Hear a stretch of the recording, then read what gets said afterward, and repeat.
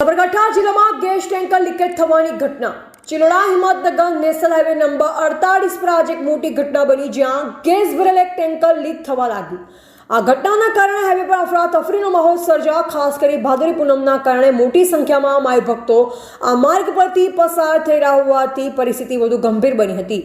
સૂત્રોના જણાવ્યા અનુસાર ટેન્કર ચિલોડાથી હિંમતનગર તરફ જઈ રહ્યું હતું, ત્યારે અચાનક તેમાંથી ગેસ લીક થવા લાગ્યો. લીકેજ થતાં જ આસપાસના વિસ્તારમાં વાયુનું દબાણ વધ્યું અને એક ગાઢ ધુમ્મસ જેવું વાતાવરણ સર્જાયું. આ ઘટનાનો વિડીયો સોશિયલ મીડિયા પર વાયરલ થતાં લોકોમાં ભય ફેલાયો. ઘટનાની જાણ થતાં તાત્કાલિક ફાયર બ્રિગેડ અને પોલીસ ટીમ ઘટના સ્થળે દોડી આવી.